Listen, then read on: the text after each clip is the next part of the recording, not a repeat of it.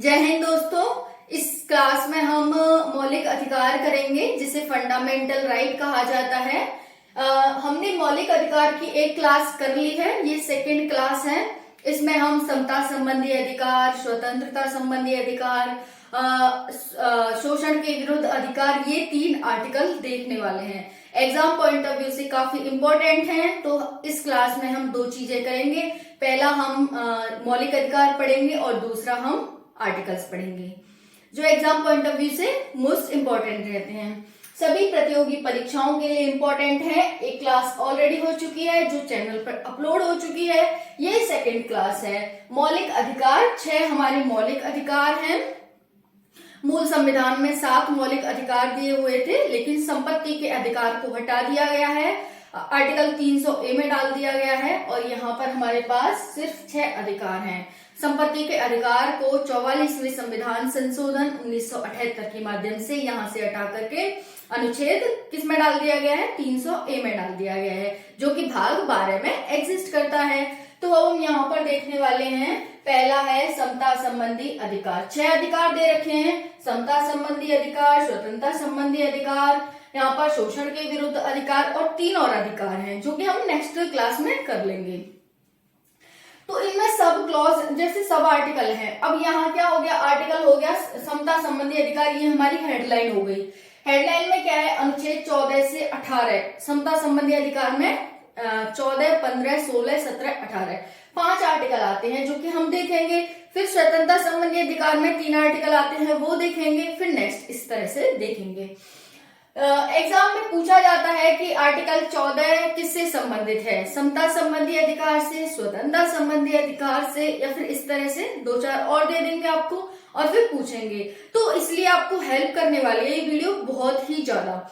सभी प्रतियोगी परीक्षाओं के लिए इंपॉर्टेंट है। यूपीएससी से लेकर के आप कोई भी छोटे से छोटा वनडे एग्जाम देते हैं, सभी में संविधान और हमारे जो आर्टिकल हैं उनका बहुत ही महत्व हो गया है।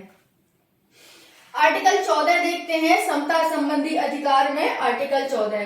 क्वेश्चन ये भी बन सकता है कि समता संबंधी अधिकार में कौन कौन से आर्टिकल आते हैं। क्या 14 से 18 आते हैं, क्या 19 से 22 आते हैं, क्या 23 और 24 आर्टिकल आते हैं, क्या 25 से 28 आर्टिकल आते हैं। तो इसीलिए आपको ये याद रखना है कि समता संबंधी अधिकार में आर्टिकल 14 से 18 आते हैं। कितने आते हैं, समता संबंधी अधिकार में 14 से 18 के बीच में आर्टिकल आते हैं हमारे। अब देखो यहाँ पर देखते हैं अनुच्छेद 14। अनुच्छेद को इंग्लिश में आर्टिकल कहते हैं और हिंदी में अनुच्छेद कहते हैं।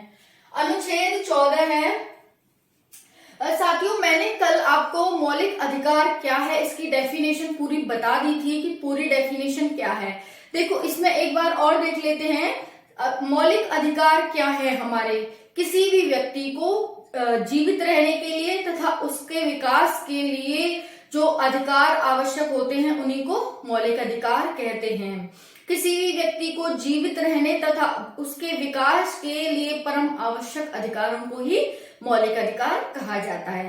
तो इतना क्लियर हो गया होगा आपको मौलिक अधिकार की डेफिनेशन क्या है। एक बार और देख लेते हैं। मौलिक अधिकार क्या है, किसी भी व्यक्ति को जीवित रहने के लिए तथा उसके विकास के लिए परम आवश्यक अधिकारों को ही मौलिक अधिकार कहा जाता है। कोई भी व्यक्ति जीवित रहेगा, उसके जीने का अधिकार है। जब वो जीवित रहेगा तभी विकास कर पाएगा। तो ये दोनों जो टर्म हैं, जीवित रहना और विकास, यही इस मौलिक अधिकार में मोस्ट इंपॉर्टेंट भूमिका अदा करते हैं। हम आर्टिकल 14 देखते हैं, विधि के समक्ष समानता, विधि के समान संरक्षण। सभी भारत के जितने भी व्यक्ति हैं उनको विधि के समक्ष समानता है और विधि के समान संरक्षण है। यानी सभी व्यक्तियों को एक ही विधि के समान ट्रीट किया जाएगा। ये नहीं है कि किसी को धर्म के आधार पर अलग ट्रीट किया जा रहा है, किसी को जाति के आधार पर अलग ट्रीट किया जा रहा है, ऐसा नहीं किया जाएगा। तो इसमें यही बताया गया है, विधि के समक्ष समानता और विधि के समान संरक्षण, कि अगर कोई भी विधि है और उसके समक्ष अगर मेरे लिए सेम है तो वो आपके लिए भी सेम ही होगी, यह इसमें बताया गया है। नेक्स्ट है अनुच्छेद 15, धर्म, मूल वंश, जाति, लिंग या जन्म स्थान आदि के आधार पर विभेद का प्रतिषेध। धर्म, कोई भी धर्म का व्यक्ति है, धर्म, मूल वंश, कोई भी उसका मूल वंश है, जाति है, कोई भी जाति है, लिंग, स्त्री है, पुरुष है, जन्म स्थान, कहाँ उसका जन्म स्थान हुआ है, किसी के आधार पर कोई भी विभेद नहीं किया जाएगा। और कल मैंने आपको एक बात और बताई थी जो एग्जाम पॉइंट ऑफ व्यू से मोस्ट इंपॉर्टेंट थी। क्या बताया था? आर्टिकल 15, आर्टिकल 16, आर्टिकल 19 और आर्टिकल 29। क्या बताए थे ये मैंने? अगर आपको ध्यान है तो कमेंट सेक्शन में जरूर लिखना। 15, 16, 19, 29 ऐसे आर्टिकल है जो सिर्फ नागरिकों को प्राप्त हैं। इसका मतलब ये नहीं है कि यही आर्टिकल सिर्फ नागरिकों को प्राप्त है, ऐसा नहीं है। ये तो प्राप्ति है, ये तो भारतीय नागरिकों के लिए एडवांस है, बाकी सभी प्राप्त हैं। लेकिन ये जो आर्टिकल है वो अनागरिकों को प्राप्त नहीं है, यानी जो बाहर से व्यक्ति रह रहे हैं उनको प्राप्त नहीं है। ये आर्टिकल सिर्फ भारतीय नागरिकों को ही प्राप्त है। अब हम देखेंगे ये कौन से आर्टिकल है, इसी में आएंगे जो हम पढ़ेंगे मौलिक अधिकारों में। तो फिर आपको अच्छे से देखना है कि ये कौन से अधिकार है जो सिर्फ हमें ही प्राप्त हैं, अनागरिकों को नहीं प्राप्त हैं। तो यहाँ पर देख सकते हैं अनुच्छेद 15 में हमने क्या देखा? धर्म, मूल वंश, जाति, लिंग, जन्म स्थान के आधार पर विभेद का प्रतिषेध। आप किसी को ये नहीं कह सकते कि आपका धर्म अलग है तो आपको हम इस आधार पर आपका विभेद कर रहे हैं, आपके साथ असमानता कर रहे हैं। मूल वंश क्या है आपका, इस तरह से हम असमानता कर रहे हैं, नहीं कह सकते हो। तो धर्म, मूल वंश, जाति, लिंग या जन्म स्थान के आधार पर विभेद का प्रतिषेध किया गया है। आप किसी के साथ भी भेद नहीं कर सकते हो, भेदभाव नहीं कर सकते हो, चाहे सरकार हो, चाहे फिर आप कोई भी एनजीओ के मालिक हो, चाहे आप किसी कंपनी के मालिक हो, चाहे आप कुछ भी करते हो, आप विभेद नहीं कर सकते हो। नेक्स्ट है आर्टिकल 16। देखो जब भी आप संविधान में देखोगे ना तो संविधान में डिफाइन आपको समझ नहीं आएगा। डिफाइन तो किया है उन्होंने, अपनी लैंग्वेज में डिफाइन किया है, आपको समझ नहीं आएगा। लेकिन यहाँ पर जब मैं आपको समझा रही हूँ ना तो आपको अच्छे से समझ आ जाएगा। इसीलिए आपको यहाँ पर अच्छे से समझना है। और जब आप संविधान को उठा के देखोगे तब पढ़ोगे तो आपको इजीली समझ आ जाएगा। लेकिन पहले नहीं आएगा जब तक आपको पूरी समझ नहीं हो जाएगी, जब तक आपको संविधान में कुछ भी समझ नहीं आएगा। क्योंकि हमारा संविधान इंग्लिश में लिखा गया था, उसका हिंदी वर्जन किया गया है, इसलिए आपको समझ नहीं आएगा। तो यहाँ पर देख सकते हैं आर्टिकल 15 हो गया हमारा। 16 है आर्टिकल लोक नियोजन के विषय में अवसर की समता। ये लोक नियोजन क्या है? लोक नियोजन का मतलब हो गया सरकारी नौकरी या फिर अन्य नौकरी। यानी इसमें कहा गया है लोक नियोजन में कि सरकार के अंदर जितने भी उसके कार्यक्रम चलते हैं, चाहे सरकारी नौकरी हो गई, चाहे कोई संघ हो गया, चाहे कोई एनजीओ हो गया, चाहे कुछ भी हो गया, सरकार के अधीन है, उस नौकरी में उसके लिए आप अप्लाई करते हो तो आपके साथ विभेद नहीं किया जाएगा। वहीं पर इसमें कहा गया है, अब आप कहेंगे जो निचले वर्ग हैं, जो एससी कम्युनिटी है, एसटी कम्युनिटी है, महिलाएं, उनको तो अधिकार दिए जाते हैं, उनको तो आरक्षण दिया जाता है, तो ये तो विभेद हो गया सरकारी नौकरियों में। हाँ, हमारा भारत एक लोकतांत्रिक देश है, हमारा भारत एक गणतांत्रिक देश है, हमारा भारत एक समाजवादी पंथ निरपेक्ष देश है। इसीलिए क्या करता है, सभी को समान लाने का उसका अधिकार है और उसका कर्तव्य है। इसी कारण से जो निचले वर्ग हैं, जो समानता के अधिकार पर नहीं है, अभी समानता की स्टेज पर नहीं है, उन्हें समान लाने के लिए उन्हें अधिकार दे सकती है सरकार, ताकि वो समान आ सकें। इसी कारण से उन्हें आरक्षण दिया जाता है। तो आप आरक्षण सरकार देती है, इस आधार पर आप सरकार के पास नहीं जा सकते कि आप तो इस आर्टिकल का उल्लंघन कर रहे हो। संविधान में क्लॉजों में डाल करके ये बताया गया है कि सरकार इस तरह से कर सकती है। यहाँ पर देख लिया, लोक नियोजन के विषय में अवसर की समता का मतलब हो गया सरकार के अधीन जितनी भी सरकारी जॉब्स हैं उनमें हम अप्लाई करेंगे तो हमारे साथ कोई भी विभेद नहीं किया जाएगा। सिर्फ जो निचले वर्ग हैं, महिलाएं, उनको छोड़ करके उन्हें आरक्षण सरकार दे सकती है, क्योंकि उन्हें समान लाना है, अभी वो समानता की स्टेज पर नहीं आए हैं। नेक्स्ट है अनुच्छेद 17 और इसमें ये भी बताया गया है कि जो मतलब व्यक्तियों की प्रोन्नति होती है ना, उसमें भी आरक्षण देने की कुछ बात बताई गई है इसमें। नेक्स्ट है अनुच्छेद 17 अस्पृश्यता का अंत। अस्पृश्यता यानी कि अनटचेबिलिटी। आप किसी के साथ छुआछूत नहीं कर सकते कि ये इस जाति का है तो मैं नहीं छूऊंगा, ये इस जाति का है तो मैं नहीं पानी पीऊंगा, ये इस जाति का है तो मैं इसके साथ नहीं रहूंगा, ऐसा नहीं कर सकते हैं, क्योंकि संविधान में इसकी मनाही की गई है। क्योंकि भारतीय हैं हम सब, सबसे बड़ा धर्म हमारा क्या है, भारतीय है हम, तो हम किसी के साथ भी अनटचेबिलिटी नहीं कर सकते हैं। इसीलिए अस्पृश्यता का अंत कहा गया है कि अस्पृश्यता का अंत किया जाता है। अगर कोई भी व्यक्ति इस तरह से करता है तो फिर उसके खिलाफ कार्रवाई की जाएगी। नेक्स्ट है अनुच्छेद 18। अब आप ये नहीं कह सकते कि कार्रवाई, मुझे तो अधिकार दिया है संविधान ने, आपको ये अधिकार नहीं दिया कि आप किसी के साथ अनटचेबिलिटी करोगे। क्लियर? इसीलिए नेक्स्ट है अनुच्छेद 18 उपाधियों का अंत। इसमें कहा गया उपाधि, जैसे कि किसी को महाराजा की उपाधि दे दी, किसी को कर्नल की उपाधि दे दी, किसी को राष्ट्रपति की उपाधि दे दी कि मतलब उसे राष्ट्रपति नहीं है फिर भी उसे राष्ट्रपति कहा जा रहा है। इस तरह से जो उपाधियों का अंत किया गया है कि आप जब तक पद पर हो, जैसे कर्नल हो गया, सेना और विद्या संबंधी जो भी हमारी नौकरियां हैं उनके सिवाय और किसी में भी आरक्षण नहीं, और किसी में भी उपाधियां नहीं दी जा सकती हैं। जैसे कर्नल हो गए, जनरल हो गए, इन सबको ये उपाधियां दी जाती हैं, लेकिन सेना और शिक्षा संबंधी उपाधियों के अलावा आप किसी भी क्षेत्र में उपाधियां नहीं दे सकते हैं। इसका अंत किया गया है आर्टिकल 18 में। और यहाँ पर बताया गया है कि आप अगर भारतीय नागरिक हो और विदेश से आपको कोई भी उपाधि मिलती है, कोई भी आपको पुरस्कार मिलता है तो आप नहीं ले सकते हैं। लेकिन आप भारतीय नागरिक नहीं हो, अन्य देश के नागरिक हो, तो आप राष्ट्रपति से पूछ कर ही किसी से उपाधि प्राप्त कर सकते हो भारत के बाहर से, लेकिन बिना राष्ट्रपति की अनुमति के आप उपाधि किसी से प्राप्त नहीं कर सकते हैं। इसमें ये बताया गया है उपाधियों का अंत। तो क्या समझ आया आपको? उपाधियों का अंत का मतलब है सेवा और विद्या, सेना और विद्या संबंधी क्षेत्र में तो सरकार उपाधि दे सकती है, लेकिन आप भारतीय नागरिक होते हुए किसी भारत के बाहर के देश से आप उपाधि नहीं ले सकते हो। लेकिन अगर आप अनागरिक हो, लेना चाहते हो, तो आप राष्ट्रपति से पूछ करके ही लोगे।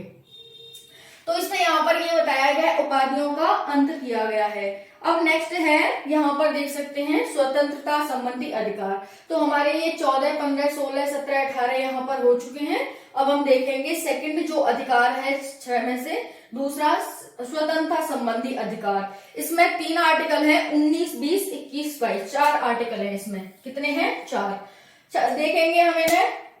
आर्टिकल 19 यानी कि अनुच्छेद 19 में क्या बताया गया है?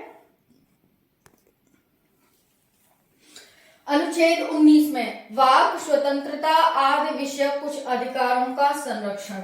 आर्टिकल 19 में क्या है? इसमें 6 सब क्लॉज दे रखे हैं आर्टिकल के। 19 में आपको संविधान में देखोगे तो ऐसे दे रखा होगा, वाक स्वतंत्रता आदि विषय कुछ अधिकारों का संरक्षण। लेकिन समझ नहीं आएगा कि ये क्या है वाक स्वतंत्रता, लेकिन उसमें फिर 6 आपको सब क्लॉज दिए गए हैं, उससे आपको समझ आएगा कि ये क्या कहना चाह रहा है। तो यह 6 आर्टिकल है, यानी कि सब आर्टिकल है, देख लेते हैं।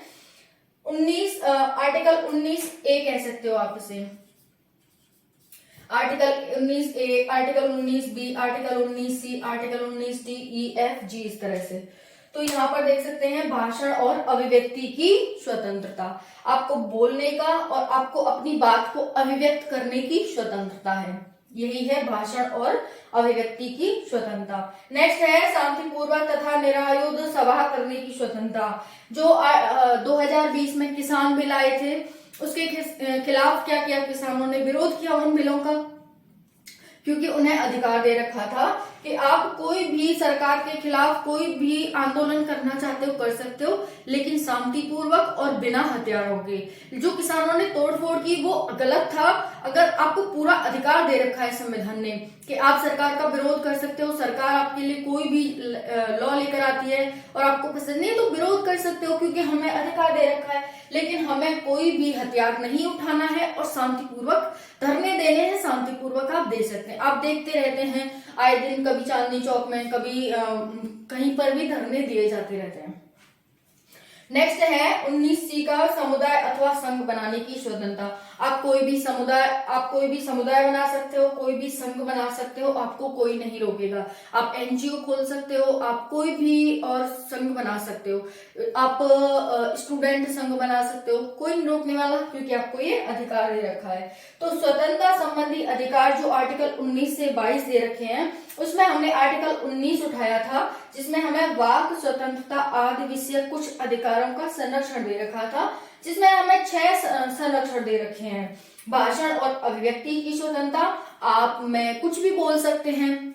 वो बात अलग है कि हम पर मानहानि का केस लग जाता है कि भाई इस व्यक्ति ने इसने मेरी मानहानि करी है, इसने मुझे गलत बोला है, ये तभी तो हम राष्ट्रपति के खिलाफ कुछ भी बोल देते हैं, प्रधानमंत्री के खिलाफ कुछ भी बोल देते हैं, क्योंकि हमें यहाँ पर स्वतंत्रता दे रखी है, स्वतंत्रता दे रखी है, इसके लिए हम बोल देते हैं। लेकिन जब उन्हें लगता है कि इस व्यक्ति ने मेरी मानहानि की है, ज्यादातर जजों को लगता है, ये जजों की ज्यादा मानहानि होती है कि अगर उनके खिलाफ कोई भी जनता या फिर कोई भी बड़ा अधिकारी कुछ बोल देता है तो वो मानहानि का केस दायर कर देते हैं और फिर वो खुद ही अपने केसों को सुन लेते हैं और अपने पक्ष में निर्णय सुना देते हैं। तो ये उनका वो है कि भाई, लेकिन यहाँ पर आपको भाषण और अभिव्यक्ति की स्वतंत्रता दी गई है, शांतिपूर्ण तथा निरायुध सभा की स्वतंत्रता दी गई है और समुदाय अथवा संघ बनाने की आपको स्वतंत्रता दी गई है। तो यहाँ पर ये 3 हमने आर्टिकल देख लिए। अब यहाँ पर देखते हैं 4, क्योंकि हमें यहाँ 6 आर्टिकल दे रखे हैं ना, तो अब इसमें हम चौथा देखेंगे क्या है। 3 तो ये हो गए, चौथा है यहाँ पर 19D, संपूर्ण भारतीय क्षेत्र में अबाध संचरण की स्वतंत्रता। आप भारत के किसी भी क्षेत्र में घूमने के लिए चले जाते हो, कहीं भी बस जाने की आपको स्वतंत्रता दी गई है, क्योंकि आपको स्वतंत्रता दी गई है कि संपूर्ण भारतीय क्षेत्र में अबाध संचरण आप कर सकते हो, कहीं भी घूम सकते हो। यूपी से बिहार जा सकते हो, यूपी से तमिलनाडु जा सकते हो, यूपी से आप महाराष्ट्र जा सकते हो, कहीं भी असम जा सकते हो, ऊपर जम्मू कश्मीर जा सकते हो। अब तो जम्मू कश्मीर से 370 भी हटा दिया है, आर्टिकल 370 और 35 से, तो अब आप वहां पर जा भी सकते हो, रह भी सकते हो, मकान भी खरीद सकते हो, जॉब भी कर सकते हो और वहां शादियां भी कर सकते हो, तो सब कुछ कर सकते हो। तो संपूर्ण भारतीय क्षेत्र में अबाध संरक्षण की आपको स्वतंत्रता दी गई है। नेक्स्ट है 19 का DE है ये, भारत के किसी भी क्षेत्र में निवास व बस जाने की स्वतंत्रता। भारत के किसी भी क्षेत्र में निवास व बस जाने की आपको क्या दी गई है, स्वतंत्रता दी गई है। यानी आप क्या करोगे, भारत के किसी भी क्षेत्र में निवास कर सकते हो और बस सकते हो। आ गया ना यहाँ पर आर्टिकल 370 और 35 से, तो इसी के तहत तो आप क्या कर सकते हो, यहाँ पर किसी भी क्षेत्र में, चाहे आप तमिलनाडु चले जाओ, चाहे आप केरल चले जाओ, कहीं भी निवास कर लो और बस जाओ, कोई दिक्कत नहीं है, कोई आपको रोकने वाला नहीं है। केरल सरकार आपसे ये नहीं कहेगी कि आप यूपी के हो तो केरल में क्या करने आए हो, नहीं कहेगी। नेक्स्ट है किसी भी प्रकार की वृत्ति आजीविका व्यापार करने की स्वतंत्रता। किसी भी प्रकार की वृत्ति यानी कि आप कोई भी व्यापार करना चाहते हो, कोई भी आप अपना बिजनेस करना चाहते हो, कुछ भी करना चाहते हो, तो आपको अपनी आजीविका चलाने के लिए कुछ भी करने की स्वतंत्रता यहाँ दी गई है।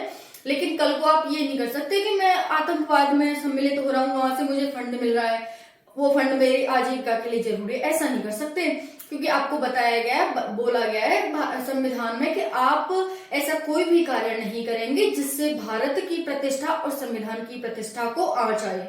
तो आपको ये कार्य करने की स्वतंत्रता नहीं है। बाकी आप कोई भी बिजनेस कर सकते हो, कोई भी व्यापार कर सकते हो वैसा जिससे कि भारत की प्रतिष्ठा को आंच ना आए, भारत की प्रतिष्ठा को छेड़छाड़ करने का आपको कोई भी अधिकार नहीं है। इतना क्लियर हो गया कि किसी भी प्रकार की वृत्ति आजीविका व्यापार कारोबार करने की स्वतंत्रता। अब हम देखेंगे आर्टिकल 20। आर्टिकल 19 हो गया हमारा, आप यहाँ पर देख सकते हैं स्वतंत्रता संबंधी अधिकार 19 से 22। 19 में 6 हमें स्वतंत्रता थी जो हमने देख ली। अब हम देखेंगे अनुच्छेद 20, ऊपर देख सकते हैं अनुच्छेद 20 में क्या दे रखा है, देखते हैं। अनुच्छेद 20 अपराधों के लिए 2 सिद्धि के संबंध में संरक्षण। अपराधों के लिए 2 सिद्धि के संबंध में संरक्षण, यानी कि आपने कोई अपराध किया है और उसके लिए आपको क्या दे रखा है, यहाँ पर 2 सी सिद्धि यानी कि 2 सिद्धि के संबंध में आपको संरक्षण दे रखा है कि आप अपना बचाव कर सकते हैं। ये नहीं है कि अगर आपको पुलिस ने ये कह दिया या न्यायालय ने ये कह दिया कि आप गुनहगार हैं, आपने अपराध किया है, तो आप मान लें, ऐसा नहीं कर सकते। आप क्या कर सकते हैं, आप पहली बात तो जो भी आपको गिरफ्तार करेगा उसे कारण बताना पड़ेगा कि आपको उसने क्यों गिरफ्तार किया है। दूसरा, आपको एक बार से ज्यादा बार दंड नहीं दे सकता है न्यायालय, आपको एक ही बार दंड देगा। अगर आपने एक गुनाह किया है तो एक गुनाह के लिए आपको एक ही बार दंड दिया जाएगा, उससे ज्यादा दंड नहीं देगा। और जो विधि, यानी कि मान लो आज आपने कोई भी गुनाह किया, किसी ने कोई भी गुनाह किया, किसी ने किसी की हत्या कर दी, तो इसके लिए मान लो फांसी का प्रावधान किया गया है, तो आपको फांसी ही दी जाएगी, कोई और गुनाह नहीं दिया जा सकता कि आपके साथ कुछ और बदसलूकी की जाए, वो नहीं की जाएगी। यानी मान लो आपने किसी के साथ कोई छोटा मोटा अपराध कर दिया, तो आज किया है और आज जो विधि प्रचलित है उसी के अकॉर्डिंग आपको सजा दी जाएगी। ये नहीं है कि आज आपने अपराध किया है और कल सरकार ने कोई दूसरा नियम बना दिया कि अगर कोई व्यक्ति ये अपराध करता है, जो कि आपने क्या है, अगर कोई व्यक्ति ये अपराध किया जाता है तो उसको इस मृत्युदंड का प्रावधान कर दिया। छोटी सी सजा थी, लेकिन अब उसके लिए कल ले जाकर के मृत्युदंड का प्रावधान किया है। तो आपको आज के अकॉर्डिंग, यानी कि जो कल जो प्रावधान किया है सरकार ने, उससे पहले जिस अपराध के लिए जो सजा थी वही दी जाएगी, वो नहीं दी जाएगी आपको।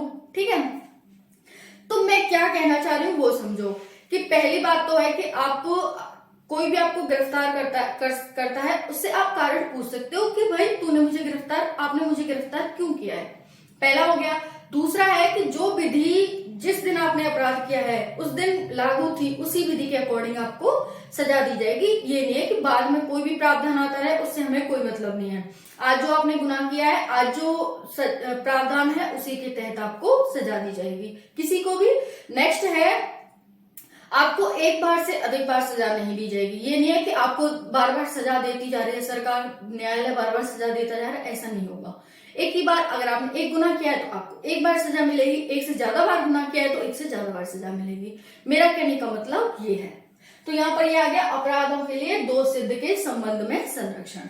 नेक्स्ट है आर्टिकल 21, प्राण और दैहिक स्वतंत्रता। सभी को जीने का अधिकार है, सभी को अपने प्राणों की स्वतंत्रता है, सभी कुछ भी यहाँ पर प्राण और दैहिक स्वतंत्रता दी गई है। तो इसमें क्या है, इसमें संरक्षण दिया गया है कि कोई भी आपके प्राण नहीं ले सकता। अब आप ये कहेंगे कि किसी भी व्यक्ति को फांसी दे देता है न्यायालय, तो उसके प्राण और दैहिक स्वतंत्रता का संरक्षण कहाँ गया? उसने गुनाह किया है तब उसको फांसी दी जा रही है, लेकिन आप अगर गुनहगार नहीं हो तो आपको फांसी नहीं दी जा सकती है, यानी कि बेगुनाह हो तो आपको फांसी नहीं दी जा सकती है। तो हमारे संविधान में ये कहा भी गया है कि चाहे लाख गुनहगार छूट जाएं, लेकिन किसी भी एक बेगुनाह को सजा नहीं मिलनी चाहिए। ये हमारे संविधान में ये हमारे कहा गया है कि चाहे लाख गुनहगार छूट जाए, लेकिन एक बेगुनाह को सजा नहीं मिलनी चाहिए। कितनी बड़ी बात है ये, कि कोई भी निर्दोष को सजा नहीं होनी चाहिए, चाहे इसके चक्कर में गुनहगार छूट जाए। तो यहाँ पर इसीलिए देख सकते हैं प्राण और दैहिक स्वतंत्रता। अगर आप कुछ भी गलत नहीं करते हैं तो आपका कोई भी कुछ नहीं बिगाड़ सकता, कोई भी आपकी प्राणों को छू नहीं सकता है। लेकिन अगर आप कुछ गुनाह करते हैं, जैसे आजकल तो रेप बलात्कार कितने ज्यादा चल रहे हैं, तो उसमें लोगों को फांसी दी जाती है, तो वो अपराध के लिए दी जाती है, वैसे कोई नहीं दी जा रही है कि किसी व्यक्ति ने गुनाह की नहीं किया और फिर भी उसकी प्राण और दैहिक स्वतंत्रता को खत्म किया जा रहा है, ऐसा नहीं है। नेक्स्ट है अनुच्छेद 21, शिक्षा का अधिकार। शिक्षा का अधिकार 86वां संविधान संशोधन 2002 में किया गया था, 86 अमेंडमेंट 2002। इसमें बताया गया है कि राज्य का ये कर्तव्य होगा कि 6 से 14 वर्ष तक के बच्चों को फ्री में शिक्षा दी जाएगी। क्लियर? तो 6 से 14 बच्चों को अभी भी दी जाती है, सरकारी स्कूलों में दी जाएगी, प्राइवेटों में नहीं, सरकारी स्कूलों में। राज्य तो एक सरकारी है ना, कल हमने देखा था राज्य की परिभाषा क्या है, पहली वीडियो में जो हमारी फर्स्ट क्लास थी उसमें हमने देखा था कि राज्य क्या है। तो जितने भी गवर्नमेंट इंस्टीट्यूट होते हैं, जितनी भी सरकार है, संसद, विधायिका, ये सब हो गए, ये सारे राज्य की कैटेगरी में आते हैं। नहीं देखा है तो आपको अगर राज्य जानना है, पेपर में आता है राज्य इसमें से क्या है, तो वहां जाके दे सकते हैं, मैंने अच्छे से बताया हुआ है। तो यहाँ पर राज्य का ये कर्तव्य है कि 6 से 14 वर्ष के बच्चों को फ्री में शिक्षा देगा। नेक्स्ट है अनुच्छेद 22 यानी कि आर्टिकल 22, कुछ दशाओं में गिरफ्तारी और निरोध से संरक्षण। कुछ दशाओं में गिरफ्तारी और निरोध से संरक्षण।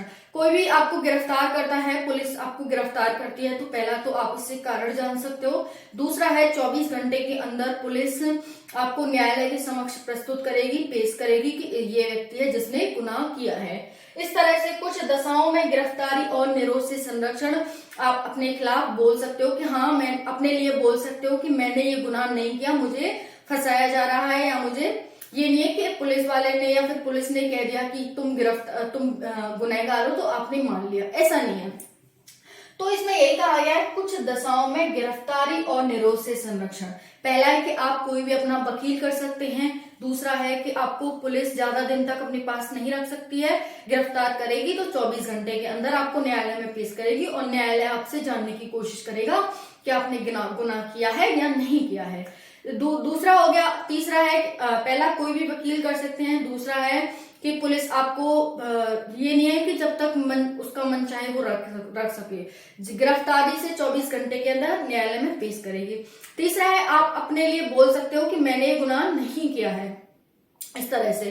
तो लेकिन अगर निवारक निरोध के तहत आपको गिरफ्तार किया जाता है तो आपके अधिकारों को में कुछ कटौती हो जाती है। निवारक निरोध क्या है? जैसे पुलिस को कोई भी ये शक हो गया कि आपने गुनाह करने वाले थे और उससे पहले ही आपको पुलिस ने पकड़ लिया कि ये व्यक्ति गुनाह करने वाला था और उसे पकड़ लिया गया, तो इसी को क्या कहते हैं? निवारक निरोध के तहत। यानी कि किसी व्यक्ति को गुनाह करने से पहले ही पकड़ लेना कि ये व्यक्ति कुछ गलत करने वाला था, उससे ही पहले उसे पकड़ लेना, इसी को निवारक निरोध के तहत गिरफ्तारी कही जाती है। उसमें आपको कुछ अधिकार में कटौती हो जाती है, बोल सकते हो, वकील भी कर सकते हो, लेकिन आपको ज्यादा अधिकार नहीं दिए जाते कि आपको ये नहीं है कि 24 घंटे के अंदर आपको न्यायालय में पेश करना जरूरी है, फिर तो 3 महीने लगते हैं जाकर के आपको। इतना क्लियर? फिर इतना ही है कि 24 घंटे के अंदर पेश करो, फिर अगर ये मतलब गुनहगार नहीं है तो फिर इसे छोड़ दो, इस तरह से नहीं होता। उसमें आपको फिर बंदी बनाकर ही रखा जाएगा।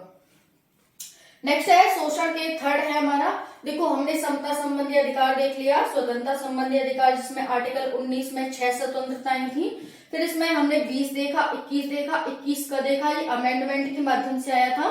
फिर हमने यहाँ पर अनुच्छेद 22 देखा, कुछ दशाओं में गिरफ्तारी और निरोध से संरक्षण। फिर है शोषण के विरुद्ध अधिकार, आर्टिकल 23-24। इसमें क्या है? आर्टिकल 23 में मानव के दुर्व्यापार और बलात्श्रम का प्रतिषेध। मानव के दुर्व्यापार यानी कि मानव का आप दुर्व्यापार नहीं कर सकते, किसी भी मानव की खरीद फरोख्त नहीं कर सकते, क्रय विक्रय नहीं कर सकते हो। तो यही है मानव के दुर्व्यापार और बलात्श्रम का प्रतिषेध। पहला है मानव का क्रय विक्रय नहीं कर सकते, मानव को बेच नहीं सकते हो आप। और दूसरा है उस पर बलात्श्रम नहीं करवा सकते कि उस पर प्रेशर डाल के आप उस पर काम करवाओ, ठीक है। लेकिन इसमें एक कंडीशन डाली है कि अगर देश के लिए जरूरी है तो आप मतलब जैसे देश के लिए जरूरी है तो आपसे काम करवाया जा सकता है कि देश की कोई सड़क बन रही है, देश के लिए फिर कोई और भी काम जरूरी है तो वहां पर आपसे काम करवाया जा सकता है। लेकिन कोई भी व्यक्ति आपकी खरीद फरोख्त नहीं कर सकता और कोई भी व्यक्ति आपसे जबरन काम नहीं करवा सकता। सिर्फ जबरन काम आपसे सरकार करवा सकती है कि हाँ ये देश के लिए जरूरी है, इस तरह से। नेक्स्ट है आर्टिकल 24, कारखानों आदि में बालकों के नियोजन पर प्रतिषेध। कारखानों आदि में जैसे कारखाने होते हैं, बच्चों को उसमें काम कराया जाता है, खनन कराया जाता है, जो भी हमारी कोयला वगैरह की खाने होती हैं उनमें बच्चों को लगाया जाता है। तो इसका प्रतिषेध किया गया है कि कारखानों आदि में बालकों के नियोजन नहीं कर सकते। बालकों को शिक्षा देंगे हम, ना कि यहाँ पर नियोजन कराएंगे उनका। तो इस तरह से ये आर्टिकल 24 था जिसमें बालकों के नियोजन पर प्रतिषेध लगाया गया है कि जो छोटे बच्चे हैं उनको पढ़ाने का अधिकार है, ना कि उन पर कारखानों आदि में काम कराने का हमारा अधिकार। तो इस तरह से ये है। यहाँ पर भारतीय संविधान में मैंने बताया था 7 मूल अधिकार थे, मौलिक अधिकार थे, लेकिन शिक्षा संबंधी संपत्ति के अधिकार को यहाँ से हटा करके, ठीक है, आर्टिकल 31 से हटा करके कहां पर डाल दिया है? तो ये डाल दिया है आर्टिकल 300A में आया था। इतना क्लियर? तो अब 6 अधिकार हैं और कौन कौन से किस तरह से ये किसको मिले हुए, इस तरह से। जय हिंद, जय भारत।